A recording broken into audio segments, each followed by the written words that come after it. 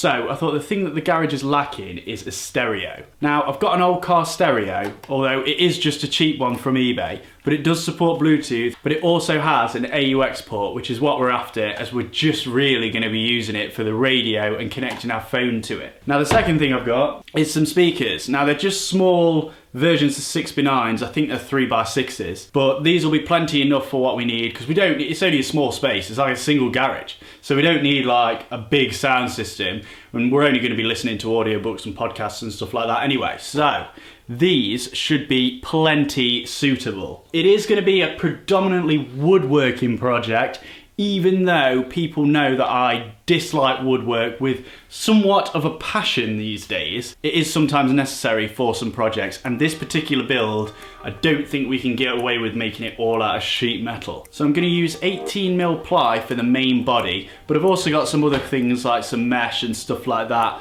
so we'll be able to dress it up a little bit and make it look cool. Right, that's it, intro over, let's just get making this thing.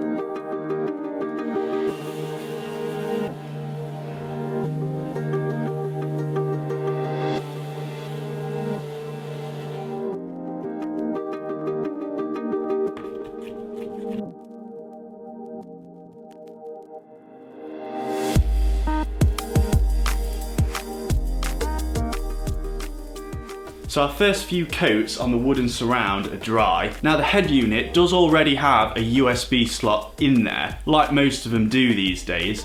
However, for me, I really don't like the look of having a USB cable hanging out the front of your head unit. It's just not very aesthetically pleasing to the eye. So I thought we could have a little USB charging slot in the side of the stereo. Now the way I'm going to do that is with just one of these. Now because the stereo will run off 12 volts like it does in a car, all we need to do is wire in this bad boy, and this will convert the 12 volt power from the stereo into the 5 volts that you need to charge your phone. Now it's already pre-made, so it's a simple matter of just soldering onto the two connections and wiring it into the power unit. Also, because it's circular, we just need to get the diameter of this, drill that same size hole in the wooden surround, and then just basically tap it in with a hammer. We could glue it if it's not a tight fit, but I'm sure it will be. And also, I had the idea of surrounding this in some mesh. Now the mesh I've got left over is from the Dice project, so if you haven't seen the Dice project, make sure you go and watch that. But it's this bad boy, so it's about 1mm aperture, and it'll only just show the colour through it. Now I was originally going to paint it black, but I thought, well, if it does show through, why not add a little bit of colour? Everyone likes a bit of colour, don't they? Well, unless you're colourblind. But anyway, so the first thing we need to do is I need to cut the hole in this for the USB charger. Then I'm going to sort out the pattern to cut out the mesh with, so that we can be doing that whilst our final layers of paint are drying. Let's get going.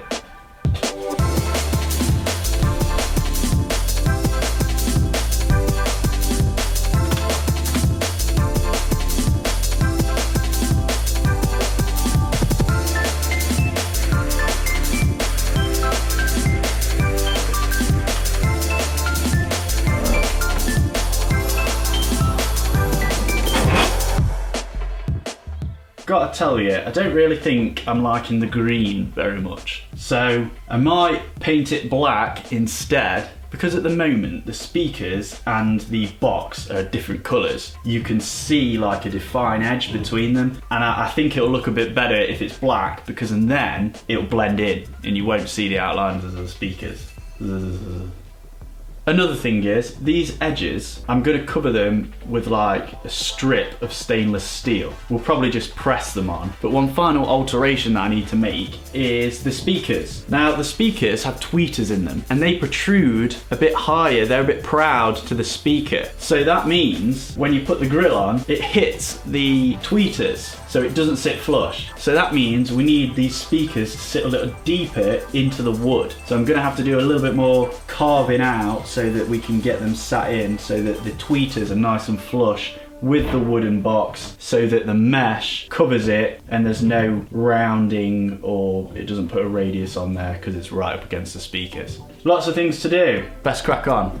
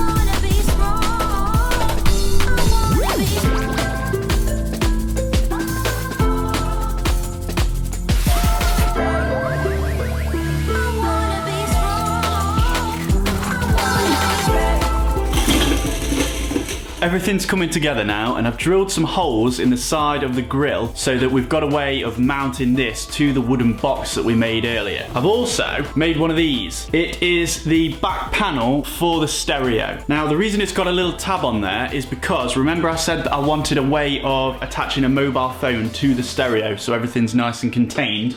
Well, I've been on eBay and I bought this. It's basically just a little mobile phone holder. I'll put a link in the description to the one I've bought. This one seemed to be the best one for the job because it was really nice and padded, and also it accepts a wide range of different phones. Like that, and grips your phone. Perfect for what we want. I've added a stainless steel strip to the back, and I've also added a little bolt. The way that I did that is I just drilled a hole, tapped it with a tap and die set so it had some threads in, and then screwed in a bolt and locked the end off. Super easy. And that means with the drilled hole in the tab, shove that on and stick a bolt on the back, it'll be all nice and attached. Dead simple. We're at the stage now where we can start adding all of the electronics. So I'm going to mount the speakers and get everything at the stage where we can start wiring everything up, and then we can add the grill.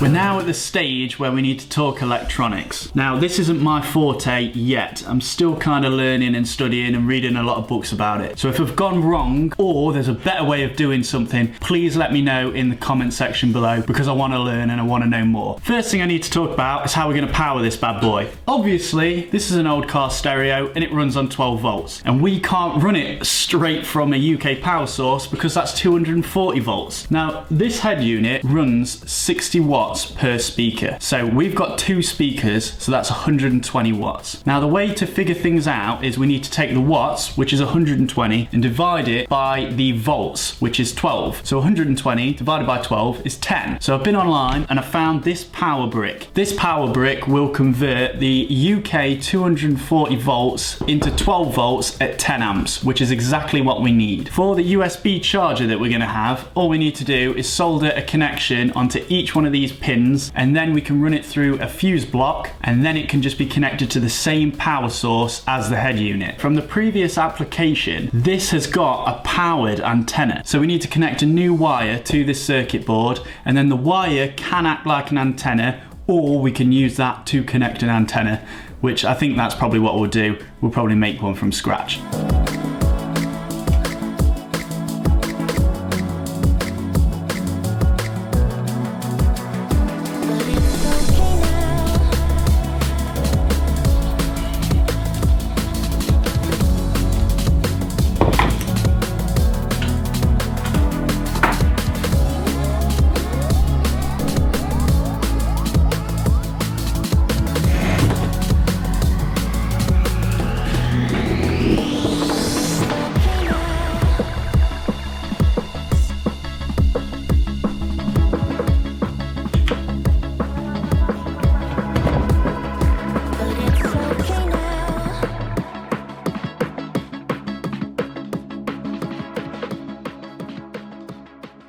I'm pleased with the design overall. 45-degree angle, directing the speakers down towards where I'm stood. Absolutely perfect. And the phone holder finishes it off nicely. And also, I just use an old phone for this, so it can stay up there permanently and just basically be the computer for the system. It all connects up through Bluetooth, which is great because that means that there's less wires hanging down. But also, the USB charger works a treat. It means that we don't have to have an ugly wire coming out the head unit. It's nice and tucked away out the side. Now, there is one thing that I need some help with from you. When wiring this up, I ran into a bit of trouble with the antenna. Now, because this is a car stereo that runs off 12 volt direct current, I had to do a little bit of research on monopole antennas and how they work. Because the car chassis is connected to the negative cathode of the battery, and it means that that becomes the DC negative ground, there's a relationship between that and the monopole antenna. So I was unsure, because we're running this off a 240 volt to 12 volt DC converter, of how I could get that working. So I ran with the information that I got, but it still can't pick up a signal. Now, that could be because of the environment we're in. We're in a bricked garage that is underneath some flats, so I reckon that is coming into play. It could potentially be a problem with the wiring or the way that I've got this antenna set up.